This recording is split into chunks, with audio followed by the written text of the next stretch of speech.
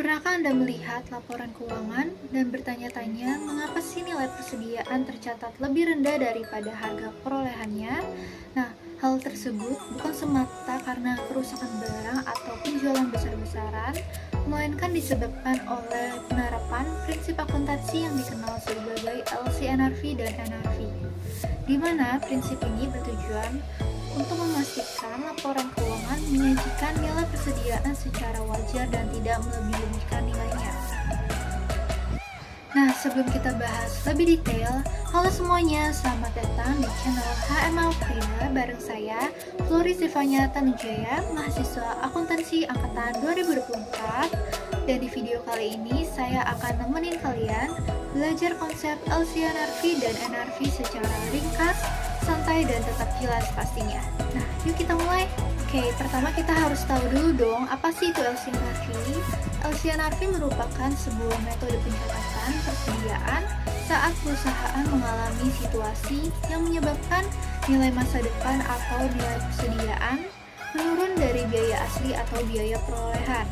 Nah, contoh situasinya ini adalah penurunan nilai karena sudah usang, rusak, maupun tingkat harga, di mana perusahaan harus menurunkan nilai persediaan menjadi nilai realisasi neto untuk melaporkan kerugian ini. Dengan kata lain, LCNRV merupakan salah satu metode yang persediaannya diukur berdasarkan nilai yang lebih rendah antara nilai yang berdasarkan biaya dan nilai realisasi bersih atau NRV.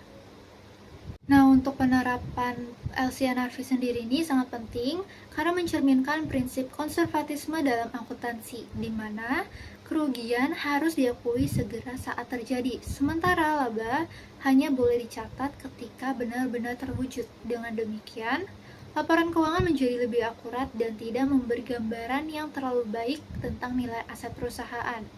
Nah, metode ini sendiri biasanya digunakan oleh perusahaan yang menjual barang, serta perusahaan manufaktur yang memiliki stok barang, ataupun oleh akuntan dan auditor dalam penyusunan dan pemeriksaan laporan keuangan. Untuk pencatatan LCNRV sendiri ini dilakukan di akhir periode akuntansi, ketika perusahaan mengevaluasi kembali nilai persediaan yang dimilikinya. Nah, untuk LCNRV sendiri ini diterapkan dalam laporan posisi keuangan, terutama di bagian aset lancar. Dan jika menggunakan metode kerugian, penurunan nilai tersebut akan tercatat dalam laporan laba rugi sebagai kerugian penurunan persediaan. Nah, untuk menerapkan metode LCNRV sendiri, perusahaan perlu terlebih dahulu menghitung nilai realisasi bersih atau NRV dari persediaan yang dimilikinya. Nah, gimana sih perhitungan NRV? Jadi, NRV itu dihitung dengan cara mengurangi estimasi harga jual barang dengan biaya penyelesaian dan biaya penjualan yang diperlukan agar barang tersebut dapat dijual. Di mana perhitungan ini bertujuan untuk mengetahui nilai aktual yang dapat direalisasikan dari persediaan, bukan sekedar nilai historinya. Nah, jika NRV yang diperoleh itu lebih rendah daripada biaya perolehan, maka perusahaan wajib menyesuaikan nilai persediaan dalam laporan keuangan. Nah, untuk penyesuaiannya ini bisa dilakukan dengan dua cara. Yang pertama itu ada COGS method atau metode beban pokok penjualan, di mana penurunan nilai tersebut langsung dimasukkan ke dalam akun beban pokok penjualan. Sedangkan untuk yang metode kedua atau loss method ataupun metode kerugian, ini di mana penurunan nilai dicatat sebagai kerugian terpisah yang biasanya disertai dengan akun penyisihan untuk mengurangi nilai persediaan. Oke, jadi di sini aku ada kasih satu ilustrasi supaya kalian bisa lebih paham kayak gimana sih perhitungannya. Nah, coba kita langsung baca aja kali ya. Nah, asumsikan bahwa Mandercorp memiliki persediaan yang belum selesai dengan biaya perolehan sebesar $950, nilai penjualan sebesar $1.100, estimasi biaya penyelesaian sebesar $50, dan estimasi biaya penjualan sebesar $300. Nilai realisasi neto dihitung sebagai berikut.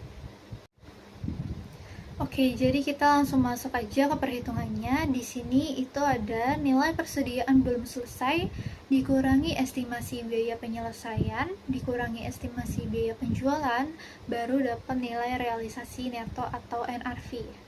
Nah, di sini kita langsung masukin aja angka-angkanya yang udah ada di soal. Yang pertama itu ada nilai persediaan belum selesai, itu sebesar $1.100.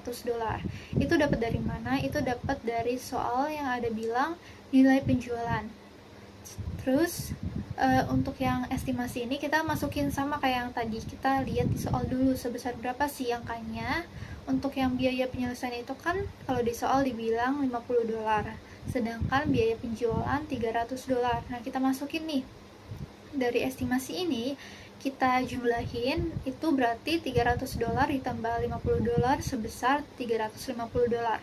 Nah, hasilnya ini kita kurangin dari yang nilai persediaan. Jadi nilai persediaan belum selesai itu kan ada $1.100, itu dikurang sama hasil dari estimasi yang tadi udah ditambah.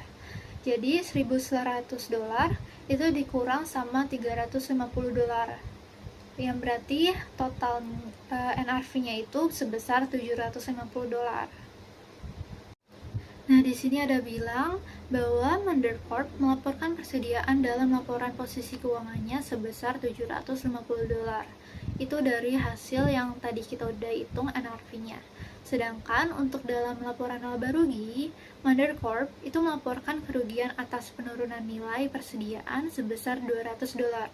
Nah, $200 ini dapat dari mana?